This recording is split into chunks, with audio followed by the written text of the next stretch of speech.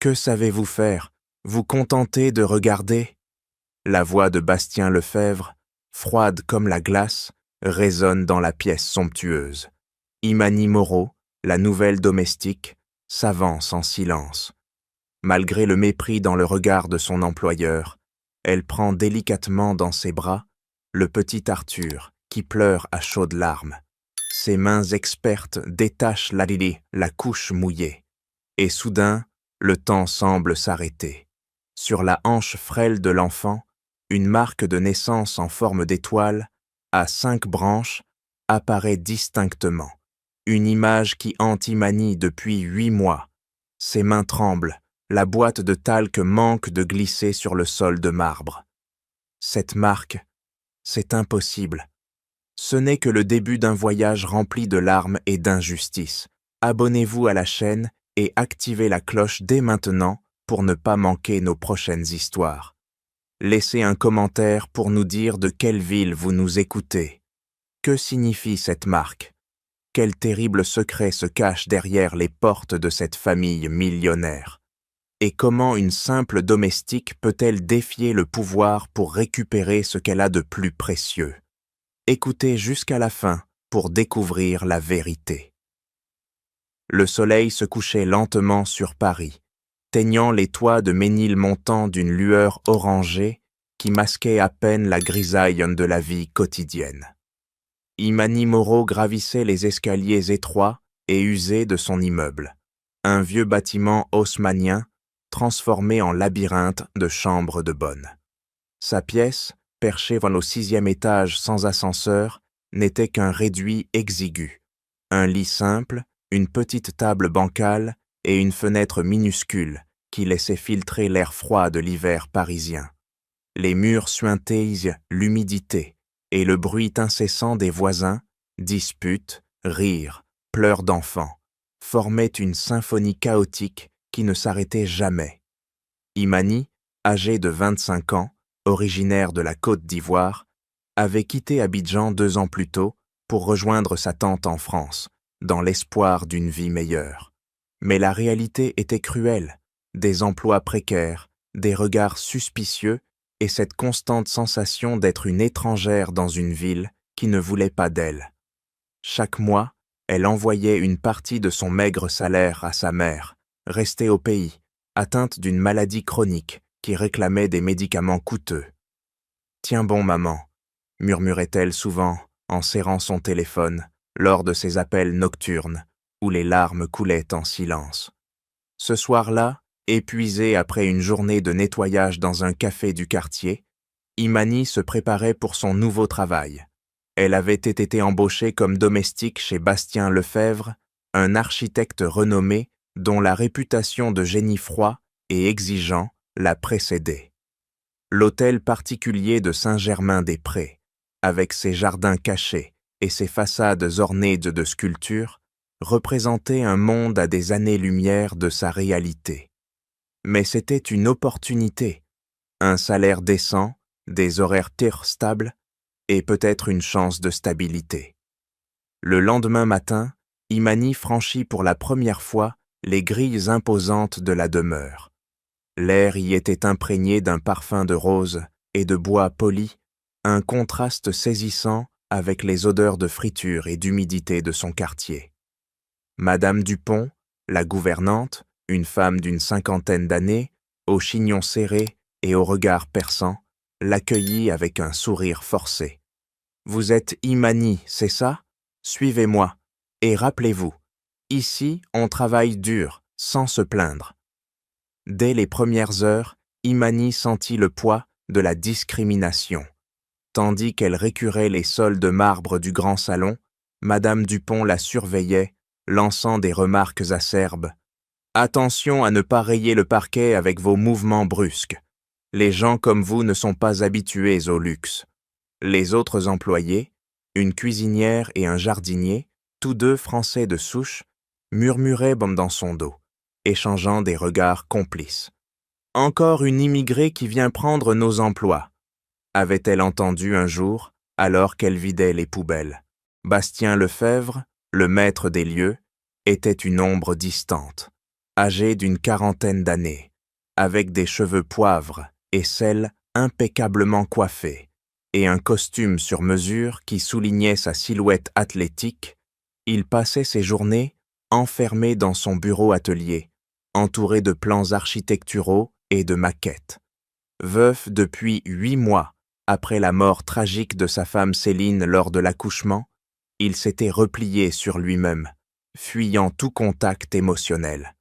Son fils, Arthur, un bébé de 8 mois, aux joues ton roses et aux yeux curieux, était confié à une nourrice professionnelle. Mais Bastien évitait même de le regarder trop longtemps, comme si l'enfant ravivait une douleur insurmontable. Imani, assigné aux tâches ménagères les plus ingrates, laver les fenêtres immenses, repasser des piles de chemises, nettoyer les recoins oubliés, supportait tout en silence. Elle savait que protester signifierait la porte, et elle ne pouvait se le permettre. Les jours suivants furent un calvaire. Madame Dupont ne manquait pas une occasion de la rabaisser. « Nettoyez mieux que ça. En Afrique, vous n'avez pas l'habitude de la propreté, hein ?» Les rires étouffés des autres employés résonnaient comme des coups de poignard. Imani serrait les dents, pensant à sa mère, à l'argent qu'elle économisait pour les traitements. Mais au fond d'elle, une rage sourde bouillonnait. Elle n'était pas venue en France pour être traitée comme une moins que rien. Elle avait des rêves, étudier, devenir éducatrice, aider les enfants comme elle l'avait fait pour ses neveux en Côte d'Ivoire. Un soir, alors que la nuit enveloppait Paris d'un manteau d'étoiles, le destin bascula. La nourrice d'Arthur, prétextant une urgence familiale, partit plus tôt que prévu. Le bébé, habituellement calme, se mit à hurler dans sa chambre d'enfant, un cri perçant qui traversait les murs épais de la maison. Bastien, absorbé par un projet urgent, la conception d'un nouveau musée à Paris, tenta vainement de le calmer. Ses mains tremblaient, son visage se crispait d'impatience. Incapable de supporter plus longtemps les pleurs, il appela la gouvernante. « Trouvez quelqu'un pour s'en occuper !»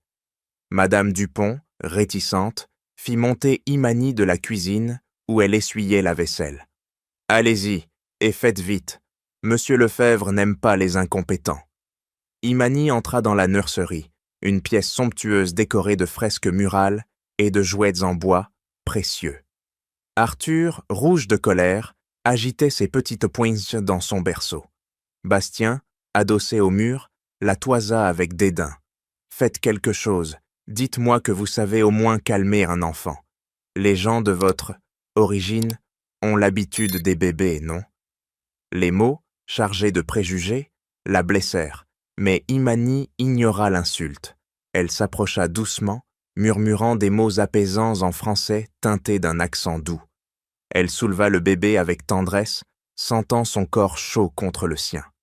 « Là, petit ange, qu'est-ce qui te tourmente ?»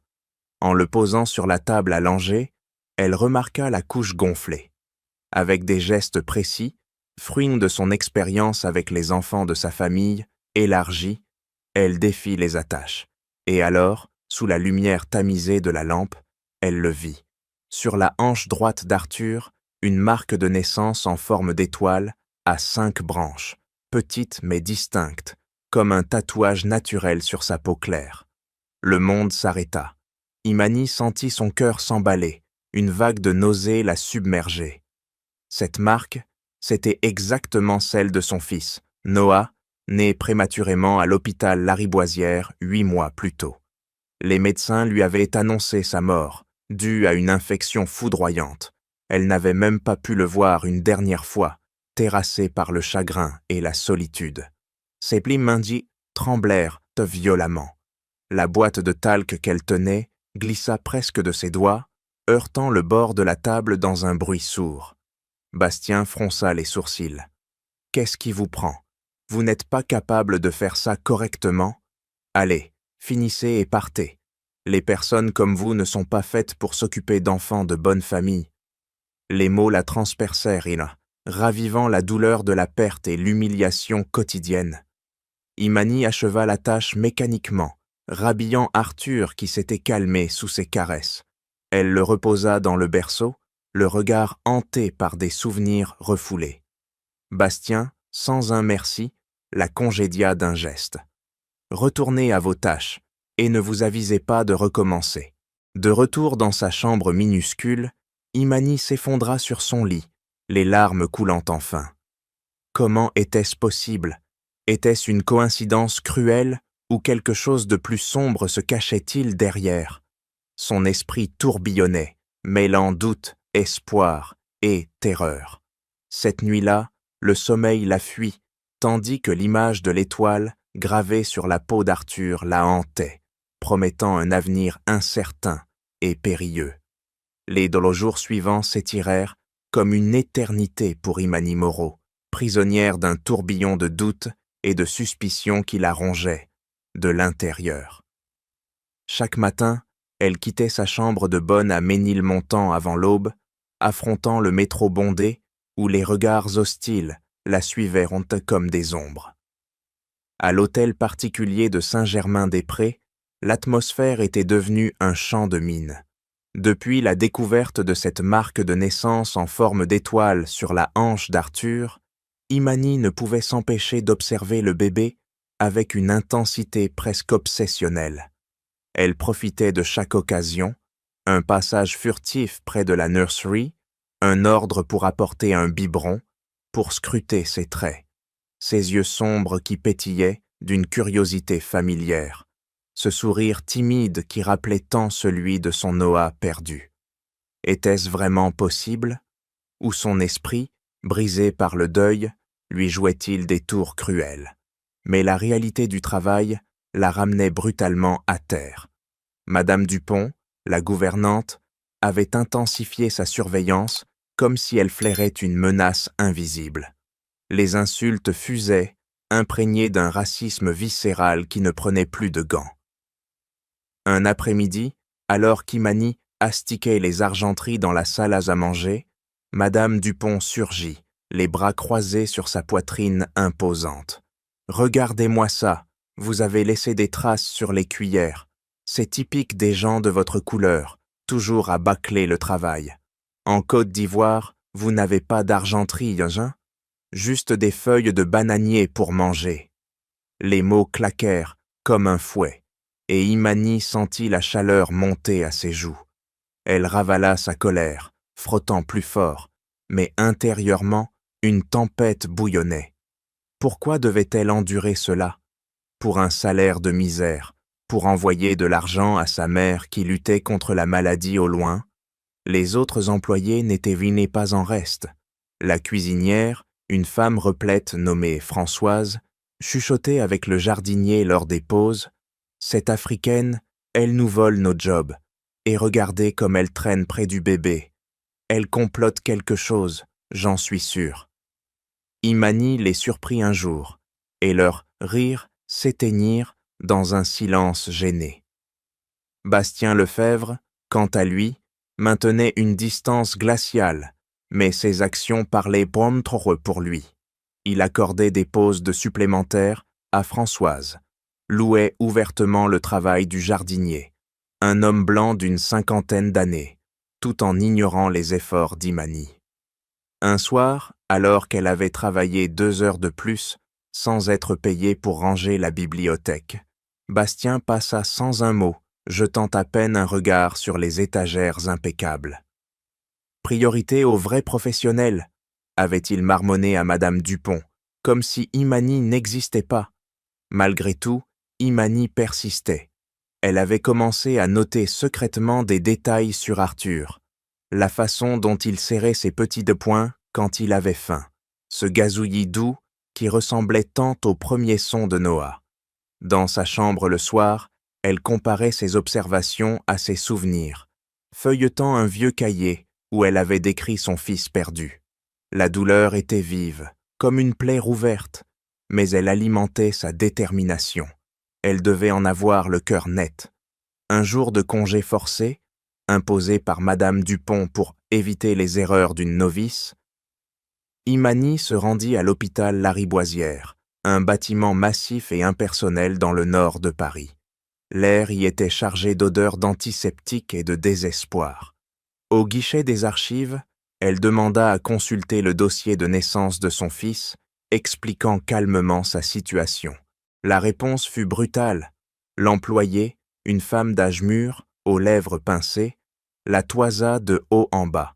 « Madame, le secret médical est strict, et pour des cas comme le vôtre, » elle marqua une pause, son regard glissant sur la peau sombre d'Imani.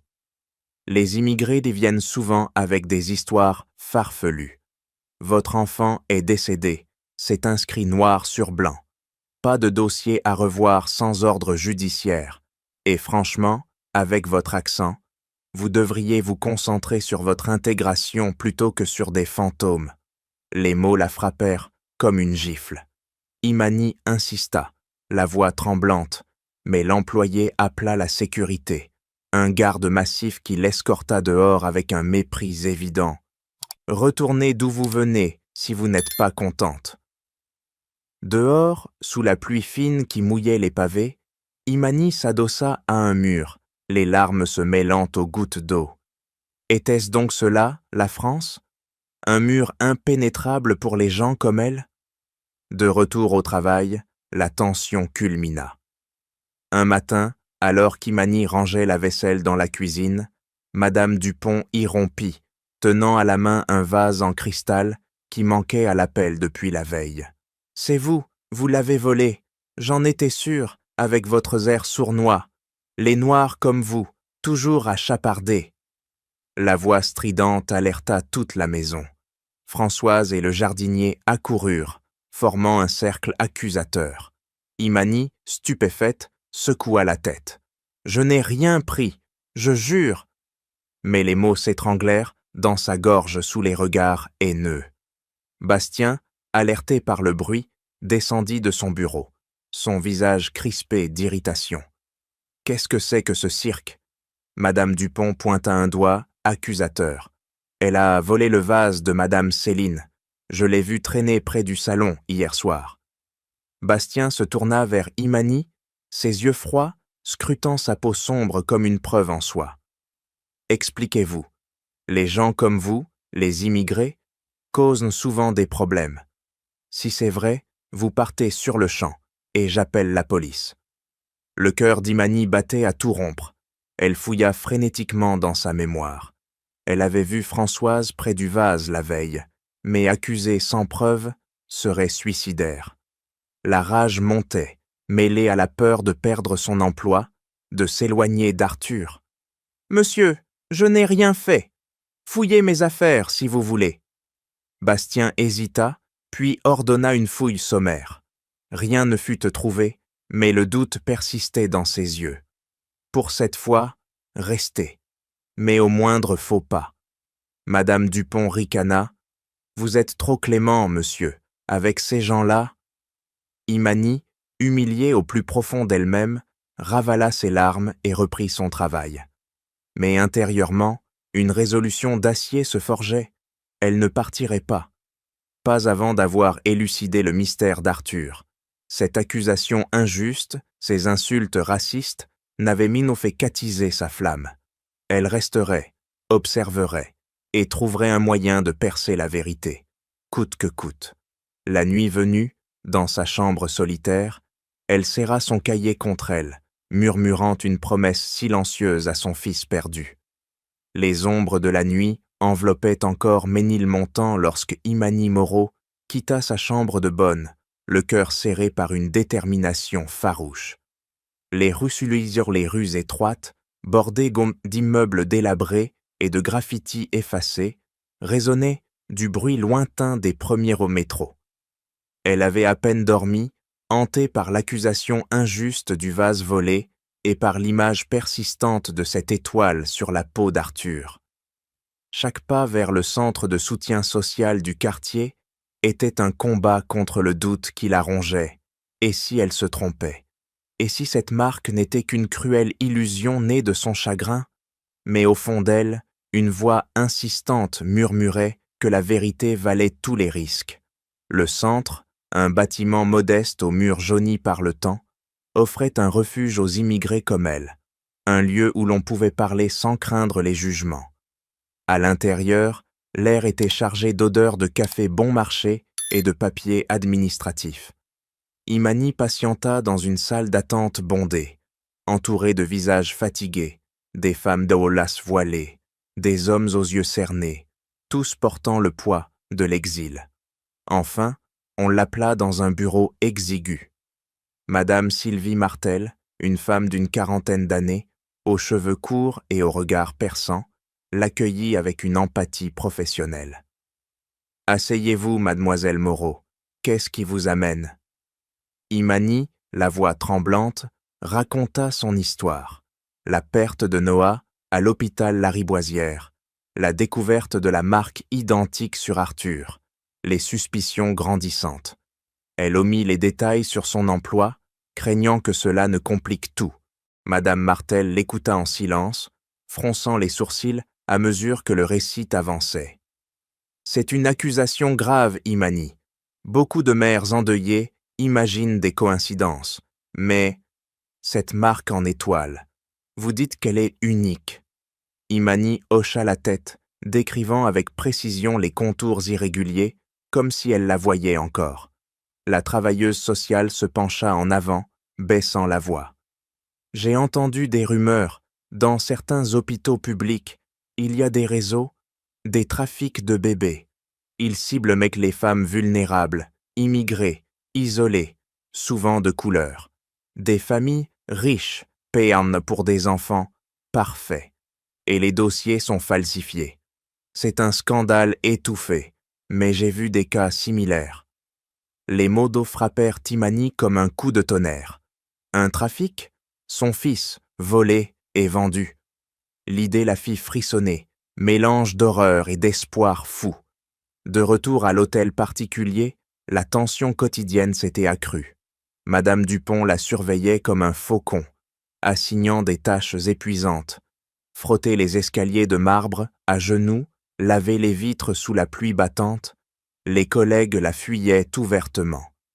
Un midi, dans la cuisine, Françoise la cuisinière la bouscula, par accident, renversant de l'eau bouillante près de ses pieds.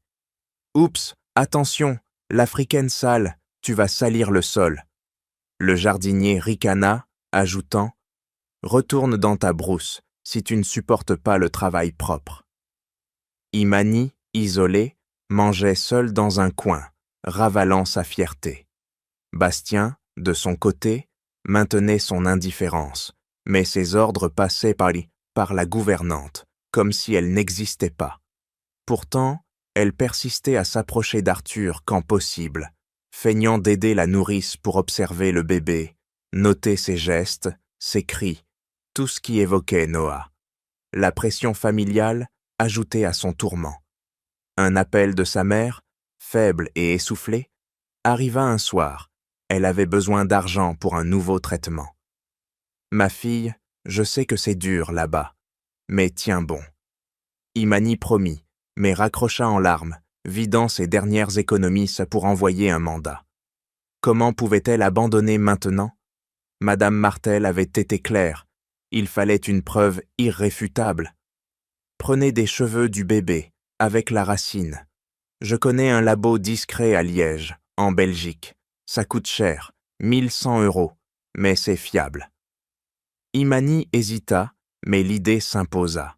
Elle économisa frénétiquement, sautant des repas, acceptant des heures supplémentaires non payées. L'occasion se présenta un après-midi pluvieux. La nourrice, occupée au téléphone, demanda à Imani d'apporter un jouet dans la nurserie. Arthur jouait sur son tapis, gazouillant joyeusement. Imani s'agenouilla, feignant de ramasser une peluche, et d'un geste rapide, subtil, elle attrapa une petite mèche de cheveux fins, accrochée à sa brosse. Son cœur battait la chamade. Si on la surprenait, elle glissa l'échantillon dans une enveloppe cachée dans sa poche, puis quitta la pièce, les jambes tremblantes. Le soir même, elle posta le tout au labo, vidant son compte en banque. L'attente serait interminable, 10 jours au moins. Mais la vie au travail empirait. Les collègues la surnommaient désormais la voleuse noire, et Madame Dupont multipliait les pièges, des objets déplacés pour l'accuser de négligence. Imani se sentait comme une proie traquée, isolée dans cette maison hostile. Un appel anonyme à sa tante la mit en garde. « Attention, on parle de toi au quartier. Les Blancs ne te font pas confiance. » La solitude la submergeait, mais elle tenait bon, pensant à Arthur, à Noah. Enfin, l'enveloppe arriva, scellée et anonyme. Dans sa chambre, sous la lumière faiblarde d'une ampoule, Imani l'ouvrit, les mains moites. Les résultats, 99,98% de correspondance. Arthur était son fils, Noah, vivant. Une joie explosive la traversa, suivie d'une vague de terreur. Elle pleura, serrant le papier contre sa poitrine, imaginant le tenir dans ses bras, comme avant. Mais la réalité frappa aussitôt. De retour au travail, Madame Dupont la surprit près de la nursery, observant Arthur par la porte entrebâillée. « Qu'est-ce que vous fichez là, espionnez le petit, vous les Africaines, toujours à rôder comme des sauvages. » La voix hurlante attira Bastien et les autres. Une foule accusatrice se forma. « Elle est obsédée par l'enfant. C'est dangereux, monsieur. Une noire comme elle, qui sait ce qu'elle mijote ?» Bastien, irrité, la foudroya du regard. « Expliquez-vous, ou vous êtes viré, et ne pensez pas que votre couleur de peau vous excusera. Les immigrés comme vous causent assez de problèmes. » Imani, le cœur en miettes, balbutia une excuse. « Je passais juste. » Mais les insultes pleuvaient. « Sale africaine, retourne dans ton pays de misère. » Elle lutta pour rester calme, les ongles enfoncés dans ses paumes, retenant les larmes et la rage. Virée ? Non, pas maintenant. Pas avant d'avoir affronté la vérité.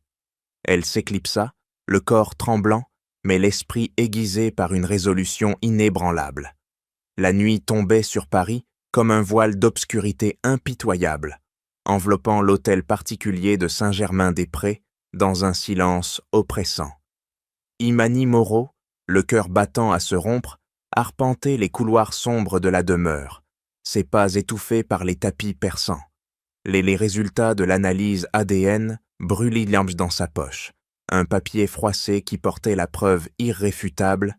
Arthur était son fils, Noah, arraché à elle par une machination cruelle. 8 mois de deuil, de nuits blanches et de larmes refoulées culminaient en ce moment décisif. Elle avait attendu le retour de Bastien Lefebvre, guettant le bruit de sa voiture dans l'allée gravillonnée. L'horloge du grand salon sonna 11 heures, et enfin, la porte d'entrée claqua. Bastien entra, épuisé par une journée de réunions interminables, son manteau jeté négligemment sur le porte-manteau. Il se dirigea vers son bureau, sans un regard pour quiconque. Imani prit une profonde inspiration, serrant les poings pour masquer le tremblement de ses mains. Elle ne pouvait plus reculer. Les insultes accumulées, les regards méprisants, les murmures racistes avaient forgé en elle une armure de détermination. Elle s'avança dans le hall, bloquant le passage. « Monsieur Lefebvre, il faut que je vous parle. C'est urgent. » Bastien s'arrêta, surpris par cette audace inhabituelle. Son visage, marqué par la fatigue, se durcit. « À cette heure, ça ne peut pas attendre demain? Et qui vous permet de m'adresser la parole comme ça ?» Imani ignora le ton condescendant, sortant l'enveloppe de sa poche. « C'est au sujet d'Arthur. Votre fils n'est pas le vôtre, il est le mien. » Les mots planèrent dans l'air comme une bombe. Bastien la dévisagea, incrédule, puis éclata d'un rire froid et forcé. « Vous délirez? Sortez de ma vue avant que je ne vous renvoie. » Mais Imani ne bougea pas. Elle déplia les papiers, tendant le rapport du laboratoire avec ses mains fermes, malgré la peur qui lui nouait l'estomac. « Regardez, l'ADN ne ment pas. 99,98% de correspondance. Arthur porte la même marque de naissance que mon fils, Noah, déclaré mort à l'hôpital Lariboisière il y a 8 mois. J'ai été trompé, et vous aussi. » Elle raconta tout, l'accouchement prématuré, les médecins fuyants, les rumeurs de trafic d'enfants, les preuves accumulées. Sa voix, d'abord hésitante, gagna en force, portée par la conviction d'une mère spoliée. Bastien arracha les documents de ses mains, les parcourant d'un œil sceptique. Son visage pâlit progressivement, puis vira au rouge de la colère. « C'est une farce, une imposture grotesque !» hurla-t-il, froissant les papiers dans son poing. « Vous, une domestique noire, une immigrée venue de je ne sais quel trou perdu en Afrique, osez prétendre que mon fils est à vous? Vous profitez de votre couleur de peau pour jouer la victime, pour me soutirer de l'argent. Les gens comme vous sont des parasites, toujours à inventer des histoires pour extorquer les honnêtes gens. » Les mots jaillirent comme du venin, chargés d'un racisme brut qui fit vaciller Imani. Elle avait anticipé la colère, mais pas cette haine viscérale, ces insultes qui la réduisaient à une caricature. « Monsieur, écoutez-moi, ce n'est pas pour l'argent. C'est mon enfant. J'ai les preuves. » Mais Bastien n'écoutait plus. Il s'avança, menaçant, son visage déformé par la fureur. « Sortez d'ici! Vous n'êtes qu'une menteuse, une voleuse d'enfants. Les Noirs comme vous ne méritent même pas d'approcher un enfant de bonne famille. Mon fils n'a rien à voir avec votre misère. » Il l'attrapa par le bras, ses doigts s'enfonçant dans sa chair, et la traîna vers la porte d'entrée. Imani se débattit, les larmes aux yeux, suppliant « S'il vous plaît, regardez les faits. Arthur était mon Noah. » Mais ses cris se perdirent dans le vide. Bastien ouvrit la porte d'un geste violent, la poussant dehors sur les marches froides du perron. « Et ne revenez jamais. Si je vous vois rôder près de ma maison, j'appelle la police. Les flics sauront quoi faire d'une Africaine menteuse comme vous. » La porte claqua avec un bruit sourd, laissant Imani seule dans la nuit parisienne. Elle s'effondra sur les marches de pierre, le corps secoué de sanglots incontrôlables. La pluie fine qui s'était mise à tomber mouillait ses vêtements, mais elle ne sentait rien d'autre que la douleur lancinante au cœur. Perdre son emploi était une chose, être traitée comme une criminelle, insultée pour sa peau, son origine, en était une autre. Les mots de Bastien résonnaient en boucle dans son esprit. Les gens comme vous, une noire comme elle. C'était comme si toute sa vie en France, les regards suspicieux dans le métro, les refus d'embauche, les murmures dans la rue, culminaient en cette humiliation suprême. Elle serra les poings, les ongles s'enfonçant dans ses paumes jusqu'au sang. Comment osait-il? Arthur était son sang, sa chair, arrachée par un système corrompu qui exploitait les vulnérables comme elle. Les minutes s'étirèrent en une éternité. Imani se releva enfin, chancelante, essuyant ses larmes d'un revers de manche. La rue était déserte, les lumières des réverbères jetant des ombres fantomatiques sur les façades élégantes. Elle pensa à sa mère, à l'argent qu'elle ne pourrait plus envoyer, à la précarité qui l'attendait. Mais au milieu du désespoir, une flamme de révolte s'alluma. Elle ne s'avouerait pas vaincue. Bastien pouvait la chasser, la menacer de police, mais il ne pouvait effacer la vérité. Elle avait les preuves. Elle trouverait un moyen de les faire valoir.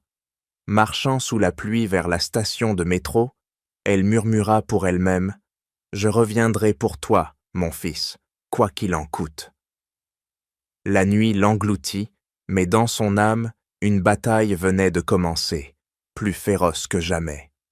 Les heures d'hommes qui suivirent l'expulsion d'Imani Moreau furent un tourbillon de rage et d'insomnie pour Bastien Lefebvre.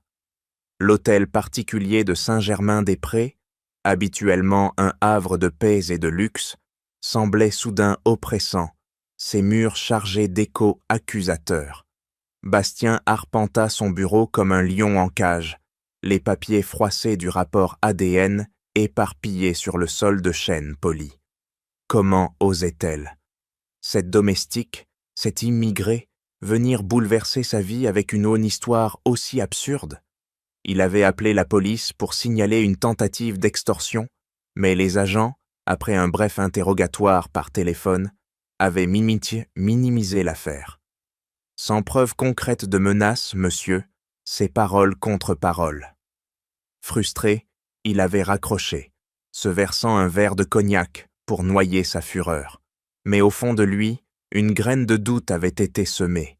Cette marque de naissance et la façon dont Arthur se calmait si vite dans ses bras. Était-ce possible? La nuit s'étira, interminable. Arthur, dans sa nurserie, se mit à pleurer sans discontinuer, ses cris perçant le silence comme des lames. La nourrice, rappelée en urgence, tenta vainement de l'apaiser. Biberon, berceuse, rien n'y faisait. Bastien, agacé, descendit plusieurs fois, observant le bébé avec une impatience croissante. « Calmez-le, bon sang !» grogna-t-il à la nourrice, qui haussa les épaules, épuisée. Pour la première fois depuis la mort de Céline, il prit Arthur dans ses bras, maladroitement, sentant le petit corps se raidir contre lui. Les pleurs redoublèrent, et Bastien se rappela soudain comment Imani l'avait fait taire d'un simple geste. Une pointe de regret le transperça, vite balayé par la colère. « C'est sa faute, tout ça », marmonna-t-il en reposant l'enfant. Mais le doute persistait, insidieux comme un poison lent. Le lendemain matin, les cernes profonds sous les yeux, Bastien s'enferma dans son atelier. Les plans architecturaux étalés sur sa table, un projet de rénovation pour un musée du Louvre, ne parvenaient pas à capter son attention. Son esprit revenait sans cesse aux mots d'Imani. « Votre fils n'est pas le vôtre. » Il secoua la tête, tentant de se convaincre que c'était un mensonge éhonté, une manipulation d'une femme désespérée. Pourtant, des souvenirs affluaient. Céline, si fragile pendant sa grossesse, évitant les visites médicales publiques, insistant pour une clinique privée, et cette joie presque forcée quand elle avait annoncé la nouvelle après des années d'échecs en FIV. Bastien se leva brusquement, fouillant dans les tiroirs de son bureau. Il en tira un coffre-fort portable où il gardait les documents financiers de Céline. Avec des mains tremblantes, il parcourut les relevés bancaires, datant des mois précédant la naissance. Ce qu'il découvrit le glaça. Des virements réguliers, des sommes rondelettes, plusieurs milliers d'euros, vers une clinique de consultation santé, obscure, sans nom précis, juste un numéro de compte anonyme. Pas de facture détaillée, pas d'explication. Céline avait toujours dit que c'était des frais pour des thérapies alternatives contre l'infertilité. Mais maintenant, sous ce nouveau jour, cela sentait le roussi. Bastien alluma son ordinateur, cherchant des photos de la grossesse. Dans l'album numérique, il zooma sur les images. Céline posant avec son ventre arrondi, mais toujours de profil, les mains stratégiquement placées, le sourire un peu trop crispé. Pas une seule photo en maillot de bain, pas une échographie partagée avec des amis. Un frisson le parcourut. Était-ce possible qu'elle ait simulé? Il repoussa l'idée, mais elle s'accrochait, tenace. Incapable de se concentrer sur son travail, Bastien contacta un vieil ami, un détective privé discret nommé Pierre Duval, spécialisé dans les affaires familiales sensibles. « J'ai besoin de creuser sur ma femme défunte », murmura-t-il au téléphone, la voix rauque. « Des paiements suspects et une allégation folle sur mon fils. » Duval accepta, promettant des résultats rapides pour un tarif exorbitant. En attendant, Bastien erra dans la maison, confronté à sa solitude. Madame Dupont, la gouvernante, tenta de le réconforter. « Cette Africaine était une peste, monsieur. Bien fait pour elle. » Mais ces mots racistes, autrefois tolérés, le mirent mal à l'aise. Il se rappelait ses propres insultes à Imani, la façon dont il l'avait traînée dehors comme une criminelle. Était-ce ainsi qu'il était devenu? Un homme aveuglé par ses préjugés, incapable de voir au-delà de la couleur de peau? Arthur continuait de pleurer, refusant le biberon, s'agitant dans les bras de la nourrice. Bastien, exaspéré, le prit à nouveau, marchant de long en large dans le salon. Pour la première fois, il observa vraiment son fils. Ses yeux sombres, ce teint légèrement hâlé qui contrastait avec la pâleur de Céline et la sienne. Une vague de tendresse le submergea, mêlée à une peur sourde. Et si? Il chassa la pensée, mais elle revint, amplifiée par les cris incessants du bébé. « Pourquoi ne te calmes-tu pas comme avec elle ?» murmura-t-il frustré. La nourrice, épuisée, partit tôt, laissant Bastien seul avec l'enfant. Cette nuit-là, il veilla, berçant Arthur jusqu'à l'aube, confronté à son incompétence paternelle et à ses regrets se grandissant. Les délits jours suivants furent un calvaire. Duval appelait régulièrement, creusant les pistes. Bastien, hanté, évitait ses employés, se repliant dans son atelier. Il repensait à Imani, sa dignité face aux insultes, sa tendresse avec Arthur. Avait-il été trop prompt à la juger, à la traiter comme une inférieure à cause de sa peau? La culpabilité le rongeait, amplifiée par la solitude qui l'étouffait depuis la mort de Céline. Enfin, Duval arriva un soir, un dossier épais sous le bras. Assis dans le bureau, sous la lumière tamisée d'une lampe Art déco, il exposa les faits d'une voix neutre. Votre femme, Céline, était stérile. Les rapports médicaux le confirment.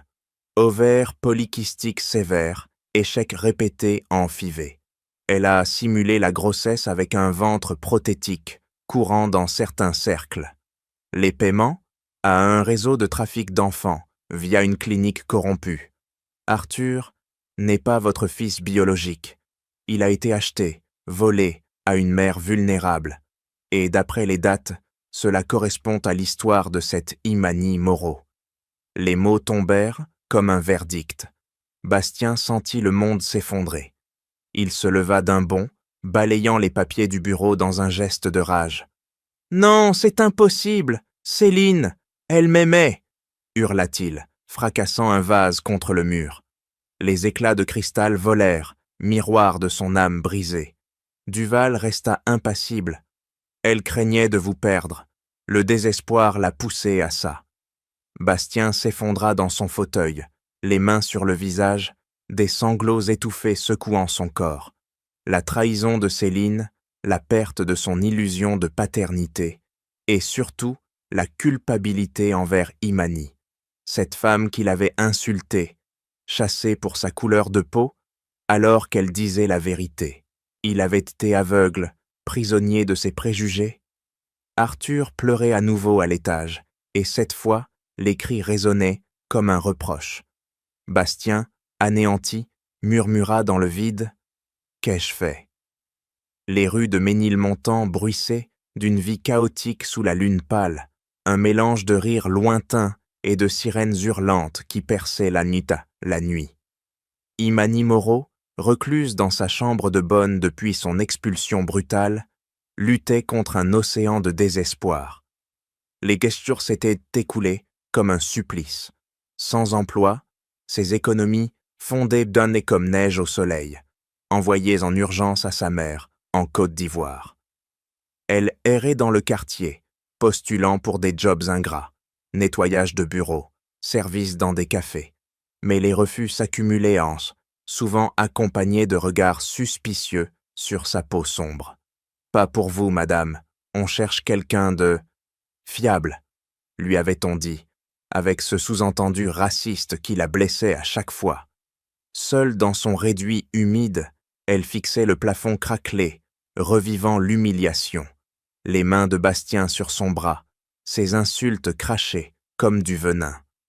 Arthur, son Noah, lui manquait cruellement, un vide béant qui la consumait.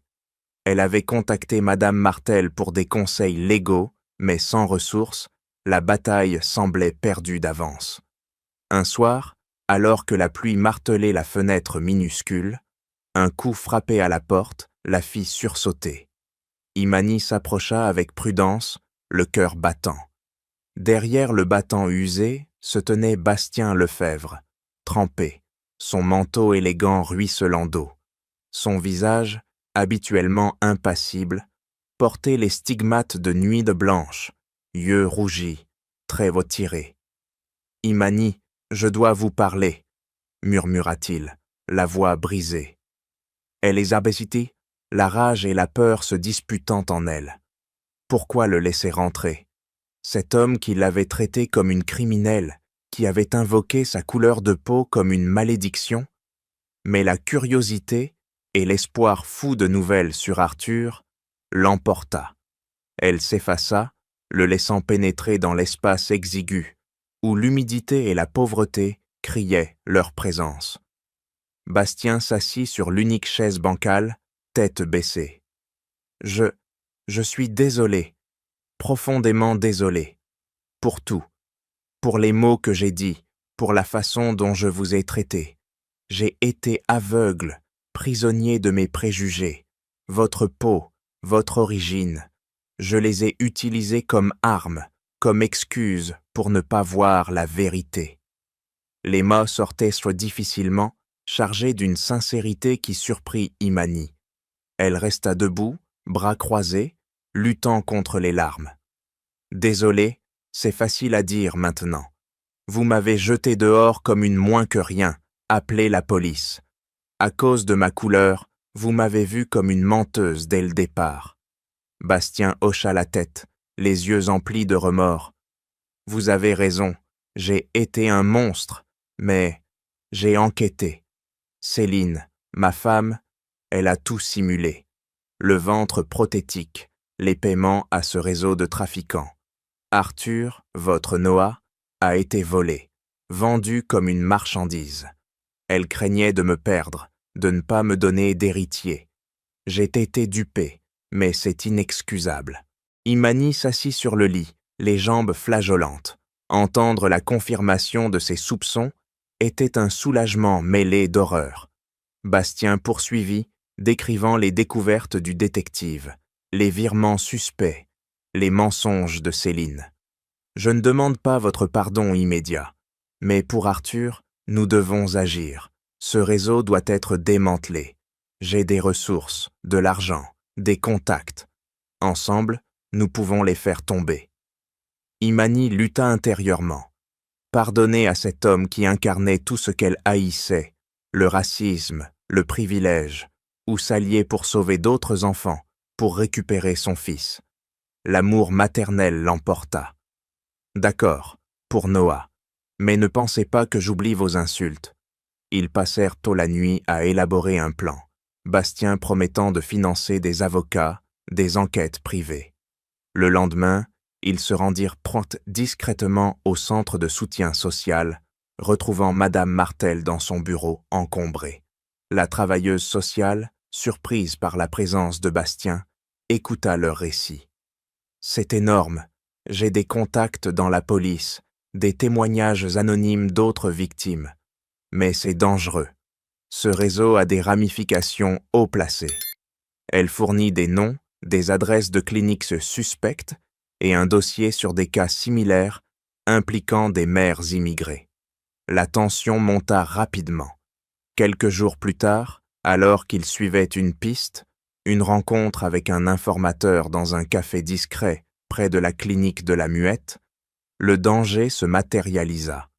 Un homme trapu, au regard froid, les intercepta dans une ruelle adjacente. « Vous fouinez trop, le riche et sa noire. Laissez tomber, ou ça finira mal. » Bastien se plaça devant Imani, mais l'agresseur ricana. « Toi, le blanc privilégié, et cette Africaine qui se prend pour une justicière, vous n'avez pas votre place ici. » Il bondit, visant Imani d'un coup de poing vicieux, hurlant des insultes racistes. « Sale noire, retourne dans ton pays. » Imani esquiva de justesse, trébuchant sur les pavés humides, le cœur affolé. Bastien réagit avec une fureur inattendue, empoignant l'homme et le plaquant contre le mur. « Touche-la encore, et je te détruis !» grogna-t-il, serrant le col de l'agresseur jusqu'à ce qu'il halète. L'homme se débattit, crachant « Vous regretterez ça, le réseau vous écrasera !» Mais Bastien le repoussa violemment, le faisant fuir dans l'ombre. Haletant, ils s'adossèrent au mur, le pouls en feu. Imani, encore tremblante, leva les yeux vers Bastien. « Vous m'avez protégé. » Il hocha la tête, essuyant une égratignure sur sa joue. C'est le moins que je puisse faire, après tout ce que je vous ai fait endurer. Ensemble, on les arrêtera. Pour Arthur, pour vous. Ce moment forgea un lien inattendu, une alliance scellée dans l'adrénaline et la justice. Imani sentit une étincelle de confiance naître, malgré la peur. La bataille ne faisait que commencer, mais pour la première fois, elle n'était plus seule. Les sirènes hurlaient dans les cerrutés de Paris, un chœur discordant qui marquait la fin d'une ère sombre. La nouvelle éclata comme une bombe dans les médias français. Un vaste réseau de trafic d'enfants démantelé, impliquant des cliniques de privées corrompues et des intermédiaires sans scrupules. Des arrestations en cascade, des médecins menottés sous les flashs des caméras, des mères en larmes retrouvant leurs bébés volés. Le scandale fit trembler les fondations de la société, révélant les abysses de l'injustice qui visait les plus vulnérables, souvent des immigrés comme Imani Moreau. Mais au cœur de cette tempête, Imani et Bastien Lefebvre choisirent le silence. Pour protéger Arthur, Noah, ils gardèrent leur secret enfoui, évitant les projecteurs qui auraient mal pu traumatiser l'enfant. « Il mérite une enfance normale », avait murmuré Bastien lors d'une réunion avec leurs avocats. Imani avait acquiescé, le cœur serré. La justice était servie, mais à quel prix personnel? Les mois suivants furent une renaissance fragile. Bastien, utilisant sa fortune d'architecte, acheta pour Imani un appartement lumineux près du jardin du Luxembourg, un havre de paix avec vue sur les allées verdoyantes et les statues classiques. « C'est le moins que je puisse faire, après tout le mal que je vous ai causé, » avait-il dit, les yeux baissés. Imani, d'abord réticente, « Je ne veux pas de charité », accepta pour Arthur. Elle emménagea, transformant l'espace en un cocon chaleureux. Des tissus colorés de Côte d'Ivoire aux murs, des photos de sa mère sur les étagères.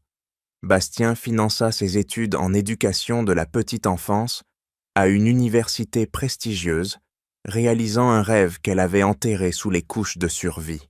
« Vous avez un don avec les enfants, Imani. Utilisez-le », l'encouragea-t-il lors d'une visite. Ils établirent un partenariat unique, une famille recomposée, sans les liens du mariage, unis par l'amour pour Arthur. Le garçonnet, maintenant âgé de presque 1 an, passait les matinées avec Imani dans son appartement, apprenant ses premiers mots en français et en wolof, la langue maternelle d'Imani. Les après-midi étaient chmtour pour Bastien, qui rentrait tôt de son atelier pour des promenades dans les jardins, des jeux sur les pelouses impeccables. Arthur appelait Bastien « papa » d'une voix gazouillante, et Imani « maman Imani », un titre inventé qui faisait fondre son cœur. Bastien, transformé par la culpabilité et l'humilité, avait banni tout préjugé raciste de sa vie. Il s'excusait encore parfois lors de dîners partagés. « J'ai été un idiot aveugle. Votre force m'a ouvert les yeux. » Imani, peu à peu, apprenait à pardonner, non pour lui, mais pour elle-même, pour guérir les cicatrices de l'humiliation. Pourtant, le chemin fut semé d'embûches. Imani luttait contre les fantômes du passé, les nuits où elle se réveillait en sueur, revivant l'hôpital, les insultes, la perte. Elle rejoignit un groupe de soutien pour mères victimes de trafic, partageant son histoire anonymement, trouvant solace dans les larmes collectives. Bastien, de son côté, affrontait sa propre douleur, la trahison de Céline, la paternité adoptive qui le hantait. « Il n'est pas de mon sang, mais il était mon fils », confia-t-il un soir à Imani, alors qu'Arthur dormait entre eux. Ensemble, ils naviguaient, ces eaux troubles, priorisant toujours l'enfant. Des visites chez un pédopsychologue pour s'assurer de son bien-être, des routines stables pour ancrer sa jeune vie. Les années filèrent, transformant Arthur en un petit garçon espiègle de 3 ans, aux boucles folles et aux rires contagieux. Imani excellait dans ses études, son mémoire sur les impacts du racisme institutionnel sur les familles immigrées remportant des éloges. Bastien, fier, assistait à ces conférences, un soutien discret mais constant. Leur alliance avait évolué en une amitié profonde, forgée dans le feu de l'adversité. Mais le vrai test vint un après-midi ensoleillé au jardin du Luxembourg, où les familles parisiennes flânaient sous les arbres centenaires. Arthur courait après un ballon rouge, ses petites jambes battant l'herbe verte, riant aux éclats. Imani et Bastien, assis sur un banc de bois patiné, l'observaient avec une tendresse partagée. « Regardez comme il grandit vite », murmura Imani, un sourire doux aux lèvres. Soudain, un faux pas.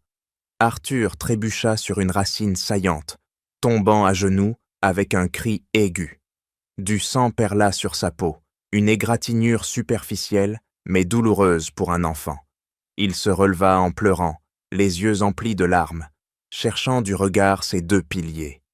Imani se leva d'un bond, le cœur serré, tendant les bras. Bastien fit de même, une expression d'inquiétude paternelle sur le visage. Arthur hésita un instant, son petit corps tremblant, puis courut vers eux, se jetant dans leurs bras ouverts. « Maman Imani, papa !» sanglota-t-il, niché entre eux. Imani nettoya la plaie avec un mouchoir, murmurant des mots apaisants en wolof, tandis que Bastien appliquait un pansement tiré de sa poche. Leurs mains se frôlèrent, un contact électrique qui scella leur unité. À cet instant, sous le soleil filtrant à travers les feuilles, ils réalisèrent la profondeur de leur lien. Arthur, calmé, leva ses yeux sombres vers eux, un sourire timide effaçant les larmes. « Ça va mieux maintenant, vous êtes là tous les deux. » Imani sentit une vague d'émotion la submerger, la joie pure de cette famille improvisée, fruit de tant de luttes. Bastien, les yeux brillants, posa une main sur l'épaule d'Imani. « Merci d'avoir combattu. Sans vous, rien de tout cela n'existerait. » Elle hocha la tête, la voix émue. « Et merci d'avoir changé. Pour lui, pour nous. » Arthur, inconscient de la profondeur du moment, reprit son ballon, courant à nouveau, libre et heureux. Ce jour-là marqua la culmination de leur voyage. Une victoire sur le racisme, la trahison et la perte. Imani, autrefois brisée, se tenait forte, une mère réconciliée avec son destin. Bastien, l'homme arrogant transformé en allié humble. Ensemble, ils avaient bien bâti un foyer non conventionnel où l'amour triomphait des ombres du passé. Arthur, leur étoile, illuminait tout, preuve vivante que la justice et la compassion pouvaient jamais guérir les plaies les plus profondes. L'histoire du voyage émouvant d'Imani et Bastien s'achève, mais les échos de l'amour, de la justice et du pardon résonnent encore. Que pensez-vous de leur décision de construire ensemble l'avenir d'Arthur, transcendant les barrières douloureuses? Que feriez-vous si vous étiez à la place d'Imani? Partagez vos réflexions sincères dans les commentaires. Nous sommes impatients de vous lire. Merci d'avoir suivi cette histoire captivante avec nous. N'oubliez pas de laisser un like, de vous abonner à la chaîne et d'activer la cloche pour ne pas manquer nos prochaines histoires bouleversantes. À très bientôt pour de nouveaux récits où secrets et cœurs s'ouvrent à la lumière.